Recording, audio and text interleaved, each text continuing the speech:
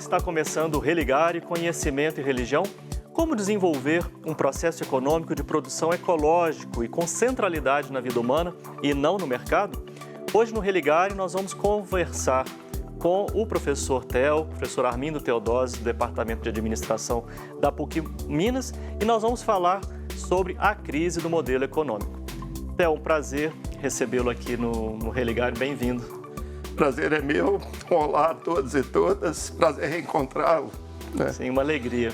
E você quer acompanhar o nosso programa de qualquer lugar e a qualquer momento, quer curtir, compartilhar as nossas entrevistas? Procure por Religare Conhecimento e Religião no YouTube e nos desenvolvedores de podcast. Inscreva-se em nossos canais, acompanhe, curta e compartilhe as nossas entrevistas. Theo, acho que a gente podia falar, como brincava um pouco antes, né? Theo, também conhecido como Armindo Teodósio. Isso. Né? Mas então, Theo, você tem trabalhado esse tema do capitalismo, da crise do modelo econômico, mas o que significa falar em capitalismo? Como apresentar o capitalismo como modelo econômico? O capitalismo ele tem várias abordagens, né? Dependendo dos autores que se trabalha, como se reflete sobre isso. Mas ele também está presente no dia a dia das pessoas. Então não é só um assunto teórico, só para os pesquisadores. Ele envolve todos nós, né? A gente pode caracterizar o capitalismo como um sistema econômico dominado pela produção e acumulação de valor a partir da expropriação do trabalho humano, né? Então, ele teria como motor, né, veículo, historicamente, né, essa apropriação do valor pelo trabalho humano, o que gera uma dificuldade de distribuição da riqueza gerada, né? Historicamente, o capitalismo surge na Europa industrializada, na Inglaterra, depois ele se expande para o resto de todo o mundo. E aí a gente tem o período da Revolução Comercial, né, em que o mercado descolado da sociedade, o livre das amarras da sociedade, vai se implantando cada vez mais gradativamente, tentando se separar de formas que a sociedade, o Estado e a religião regulariam a dinâmica de mercado. Depois a gente tem a Revolução Industrial e tem a difusão do capitalismo pelo planeta todo. Dependendo dos autores, a gente deveria falar capitalismos e não capitalismo. Eu teria um capitalismo típico da história, da cultura dos Estados Unidos, um típico e característico da Europa continental, diferente da Escandinávia, outro diferente no leste asiático, e inclusive, sobretudo, na América Latina, no Brasil, na África e em outras regiões que a gente poderia chamar de desenvolvimento tardio. O que significa falar em crise desse modelo econômico? O capitalismo e principalmente o neoliberalismo, ele pressupõe, né, ele tem uma visão histórica, assim, né, ele acaba sendo uma utopia que promete um futuro de desenvolvimento, né? E isso está naturalizado nas conversas do dia a dia, nas eleições, né? Quando alguém pensa assim, vamos trazer emprego, empresas para gerar trabalho e renda. Mas o capitalismo, nos seus 400, 500 anos de história, ele não cumpriu suas promessas históricas. Então, no século XXI, a gente tem uma massa de trabalhadores em regime análogo à escravidão, em trabalho escravo, em termos relativos e absolutos, superior à época que a escravatura era vigente no Brasil, o último país do mundo a abolir a escravatura. Então, o capitalismo ele convive com formas não capitalistas de exploração do trabalho, que vários autores vão dizer, não, isso também é capitalismo, um capitalismo que se vale de trabalho escravo. O capitalismo não distribuiu riqueza como ele propõe distribuir. E depois da pandemia, principalmente, a gente tem um sistema global em que as riquezas se acumularam, a pobreza, a miséria e formas degradantes de trabalho, ou precárias de trabalho, se disseminaram. E é muito tardiamente que o pensamento econômico incorpora o meio ambiente. Então, a economia se apresenta hoje também como algo assim, com gráficos, estatísticas, na mídia oficial, nos jornais. As pessoas assistem um jornal e dizem, não, a economia é algo muito concreto, palpável. Mas a economia capitalista neoliberal é uma abstração, porque ela não leva em conta o esgotamento dos recursos naturais. As pessoas usam teorias de 200 anos atrás, 150, 100 anos, como se não existisse limite para a expansão do planeta. E aí, hoje, o capitalismo se depara com a seguinte questão. Ele não gera a inclusão e a distribuição de riqueza, como ele se propõe. Ele não é baseado em mérito, como muitos dizem que é. Ele perpetua formas de exclusão. Ele é não meritocrático na sua raiz, tá? E ele gera degradação ambiental.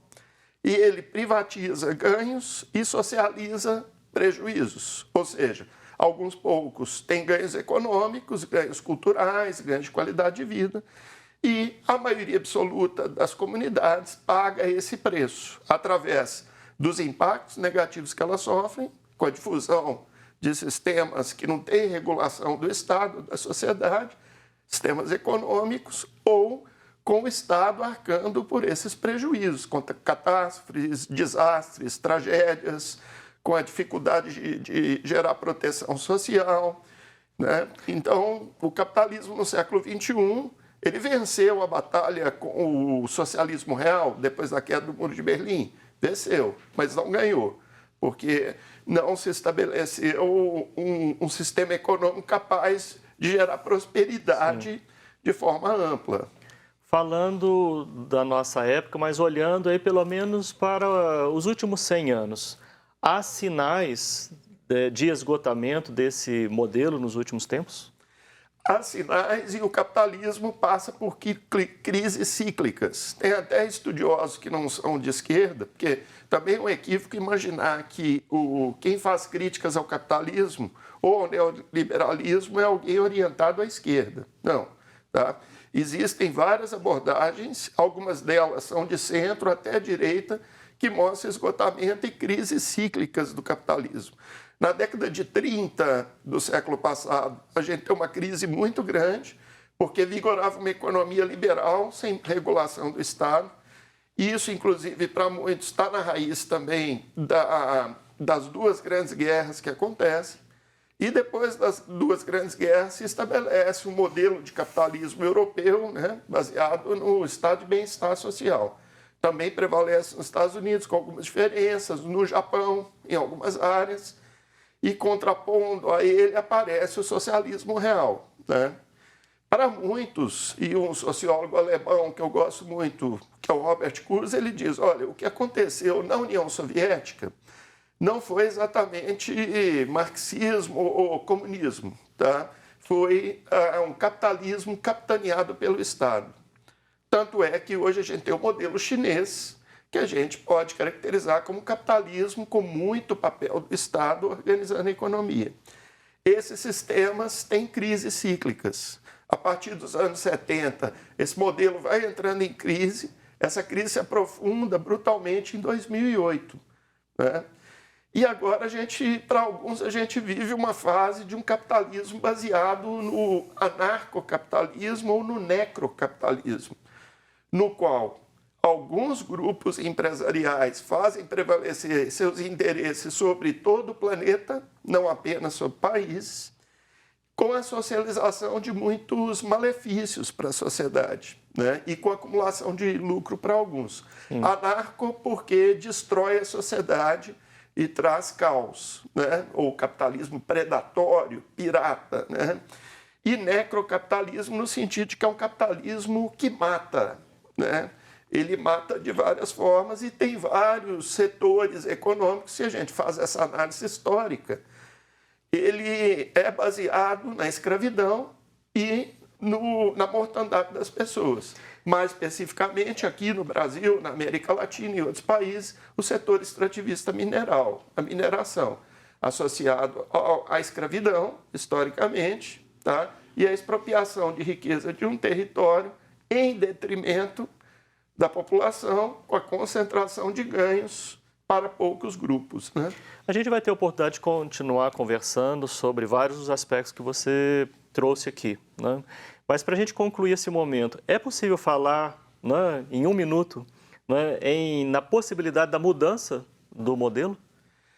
Acho que é muito possível falar, né? Porque ao mesmo tempo que o modelo se impõe e as pessoas no dia a dia, às vezes, têm até um discurso derrotista, dizem assim, é o mundo, é o consumismo, é o capitalismo. Ao mesmo tempo, existe uma outra economia do dia a dia das pessoas, do cotidiano, que às vezes é menosprezada, é invisível, e essa economia, ela frutifica a vida. Ela não está ligada ao necrocapitalismo.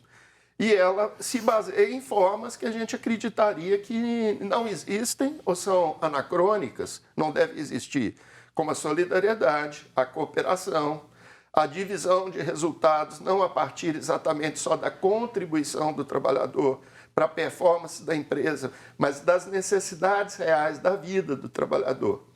Para isso, a gente tem que mudar o olhar. Para isso, a gente tem que entender a economia e o mercado e a sociedade como eles são, parte constitutiva da vida em sociedade, com o desafio de repartir a riqueza. Para isso, a gente tem que voltar com a economia como ela surgiu na Grécia Antiga. A economia vem da palavra oikos nomos, né? Cuidar da casa. Então, quando ela tem esse papel essencial, ela frutifica a vida. A gente vai poder falar mais sobre isso no Religare de hoje. Nós estamos conversando sobre a crise no modelo econômico.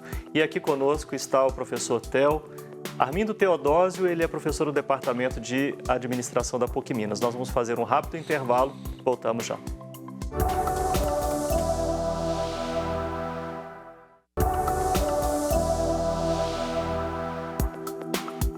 Estamos de volta com Religare, Conhecimento e Religião.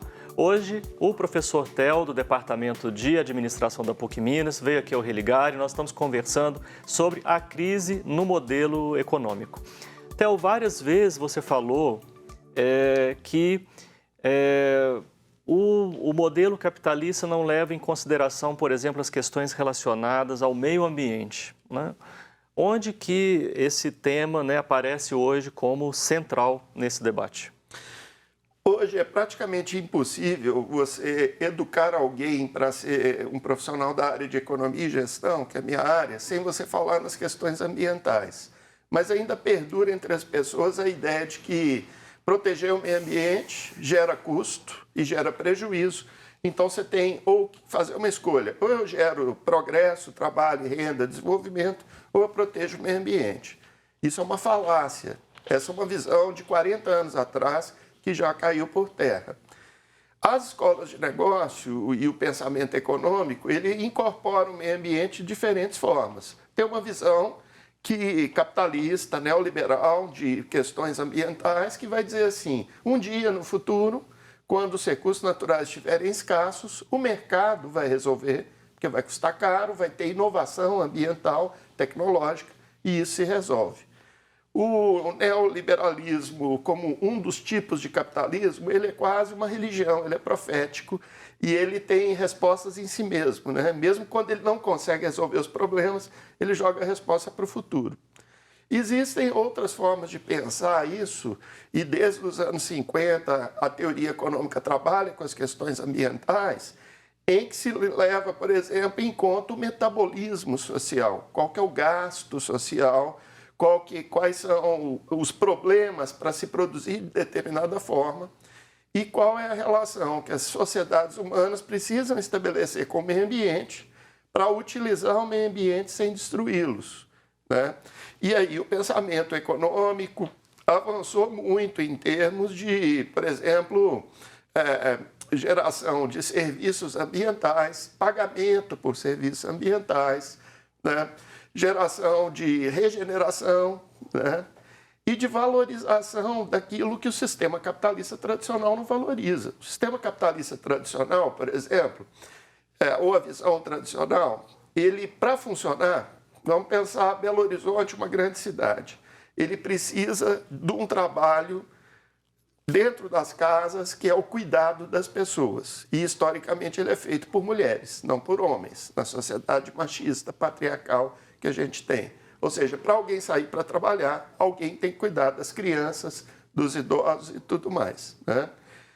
Isso gera valor. Esse trabalho do cuidado é um trabalho importante para a sociedade funcionar. O trabalho de preservar o meio ambiente, preservar a natureza, a gente ter acesso à água adequada, ter acesso a um ambiente, ao ar puro, isso tem um custo, isso tem um valor. Mas o sistema capitalista tradicional não consegue valorizar. Por isso, a gente tem caminhado para modelos em que se valoriza aquilo que realmente gera valor para a vida. E por isso a gente fala que é preciso superar o capitalismo como modelo de geração da vida. E isso o socialismo real não conseguiu também.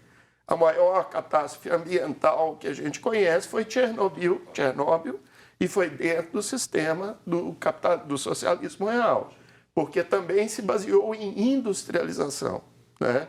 Produtos industriais são importantes para a vida, mas tem muito mais coisas que são importantes para a vida. Sim.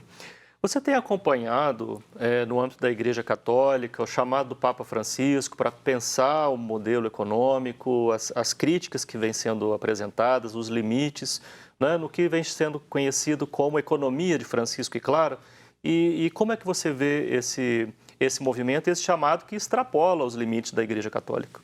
Sim, e a gente na PUC Minas tem trabalhado muito com pesquisa, com extensão e docência. Eu vejo como essencial esse chamado do Papa. É um chamado interreligioso. Ele propõe um diálogo com as várias religiões, inclusive porque esse diálogo é essencial para a gente descobrir ou para a gente resgatar e colocar em evidência os saberes que vêm das culturas e povos ancestrais, que estão muito ligados também à sua história de construção de seus credos, religiões, sistemas de fé, né?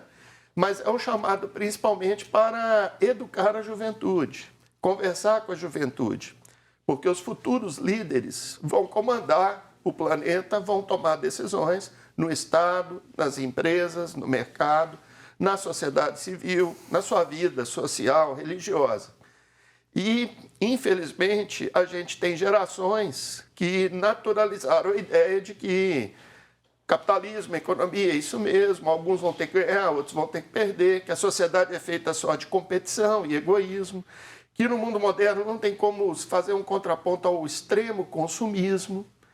E isso são questões mitificadas, não são questões que têm uma consistência na vida real, concreta. A vida real é feita de solidariedade e competição, de interesse e fraternidade, de produtividade e cuidado, né? Então, esse chamamento do Papa é muito importante, junto com o Pacto Educativo Global, formar outras concepções para a gente construir uma outra sociedade, uma outra economia, né? Que realmente proteja aquilo que é essencial para a vida, né? E que, quando o Papa fala realmar a economia, eu posso entender como colocar a economia no sentido histórico que ela sempre teve e perdeu ao longo de milhares de anos, porque Aristóteles dizia na Grécia Antiga, quando a economia vira um fundamento em si mesma e se desloca do papel de sustentar a sociedade, ela é dominada pela crematística, o crematus, e isso destrói a sociedade. Porque dinheiro não tem valor em si mesmo. Dinheiro tem valor para acessar coisas que são essenciais para a vida. E é possível construir uma economia voltada para a vida. O que a gente poderia, então, dizer para os nossos telespectadores, quanto ao como, né? Como que a gente pode caminhar na direção de um outro modelo? O primeiro passo, a gente pode pensar, o cidadão comum, quem está nos assistindo, está em casa, pode pensar a partir de dois princípios da economia. O campo da produção, como eu crio produtos, serviços são necessários para a vida, e aí eu tenho o trabalho humano participando dessa produção, e eu tenho o campo do consumo, né? Então, primeiro, desmistificar a ideia de que consumir é sempre consumismo. Não. Tem coisas que a gente pode consumir que melhora a qualidade de vida da gente. O acesso à internet é isso, por exemplo. Ele pode ser usado para não estudar, para consumir coisas que são tóxicas, mas ele pode ser para conectar as pessoas, para produzir conhecimento, para fazer avançar a sociedade. Mas o primeiro ponto é rever os padrões de consumo no campo da família, né? Outro campo é rever e conectar e pensar com fraternidade, solidariedade, quem é cristão, quem é católico, quem é de qualquer denominação religiosa, que prega o amor ao próximo, o encontro, a fraternidade. Imaginar que, para que aquele trabalho, aquele serviço chegue até mim, aquele produto, alguém se envolveu na produção. E como esta pessoa está trabalhando? Essa pessoa tem trabalhado em condições dignas. Essas condições geram vida, sustentam a vida. E um desafio do capitalismo no século XXI é que ele está deixando de precisar da força de trabalho. A produtividade pode aumentar com menos pessoas. Então, tem pessoas que estão ficando marginalizadas ou se submetendo a condições brutais de trabalho. Veja aí os trabalhadores de aplicativo que entregam comida, por exemplo. Então, vou dar um exemplo que muitos já citaram, mas simples para as pessoas entenderem. Quando você encomendar comida na sua casa, pense também naquele trabalhador que entrega a comida. Porque alguns, eles já têm se organizado, inclusive para lutar pelos seus direitos, alguns relatam que passam fome para entregar comida para alguém. E alguém enriquece com aquele processo. E alimentar a sua família pode ser também um canal para você criar condições para que outros alimentem suas famílias. Então é preciso que a gente reconecte todas essas pontas. E culturalmente, que a gente saia de uma crítica vazia, que gera muito imobilismo, que eu costumo, desculpa usar uma expressão assim mais trivial, mas eu costumo falar assim, aquela crítica de boteco, né? Você está ali conversando, aí alguém fala assim, mas não tem jeito, porque eu até brinco... O famoso é assim mesmo, né? E as pessoas falam tão mal do capitalismo que parece que é uma entidade, é uma pessoa, e é o capitalismo. Tudo bem, a gente tem que criticar o capitalismo, mas se eu critico, tirando a minha capacidade de ação, tá? Deixando de perceber que eu ajudo a construir um mundo e um sistema que é assim, e se eu participo dessa construção eu posso transformá-lo, eu tenho uma crítica que me desempodera e imobiliza. E isso é muito perverso com as gerações futuras. Porque hoje, Flávio, as gerações futuras, a juventude, ela tem criado, por exemplo, modelos de empresas que protegem o meio ambiente, geram trabalho e renda.